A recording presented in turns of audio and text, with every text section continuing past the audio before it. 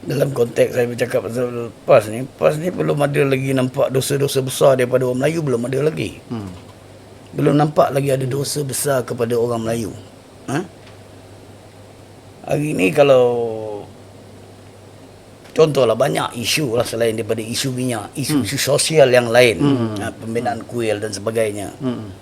Ini isu-isu yang dekat dengan Melayu tau. Melayu mungkin tak bersuara tapi Melayu tak buta. Ya, Dia tengok, dia simpan lah simpan di hati.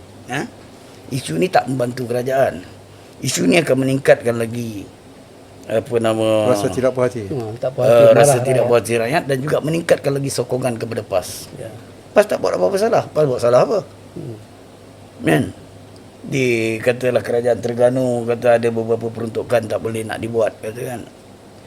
Yang tak bayar royalti ni kerajaan pusat. Masih ada hutang lagi. Sabah cakap berdegah-degah. Sabah punya isu pun kerajaan Sabah isu tak selesai lagi. Yang itu kata yang 40% keputusan mahkamah. Kata tak nak dirayu apa. Kerajaan akan tidak akan rayu keputusan mahkamah tu akan ikut. Tiba-tiba merayu. Lepas tu tarik balik. Orang tengok ini kau main bola ke main apa ni? Tak ada benda yang konkret yang boleh dipegang daripada Anwar Ibrahim. Tapi hari demi hari PAS nampak makin kukuh, makin konkret.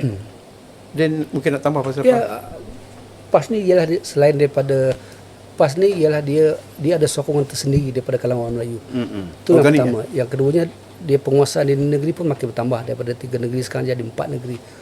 Saya rasa yang paling penting daripada sekarang ialah kerana PAS ni satu-satunya parti yang belum pernah jadi Perdana Menteri lagi. Kita pernah jadi UMNO, bersatu pernah 2 kali, sekarang PKR.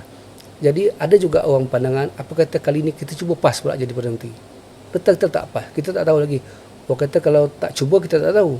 Sekarang ni orang kata PAS ni begini. Kita tak cuba lagi. Kan?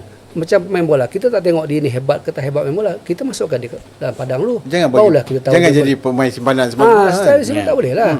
Jadi kali ni saya rasa sentimen itu ke arah itu memang ke arah itu memang kuat. Dan saya rasa kita dah sebelum ni kita dah pernah berlaku tsunami Cina. Kali ni saya rasa kita kena wujudkan tsunami Melayu pula. Tsunami Melayu. Biar Melayu ni kembali seperti mana zaman UMNO dulu. Zaman UMNO menang 100 lebih kursi. Mana UMNO kukuh penguasaan di kalangan ahli parlimen.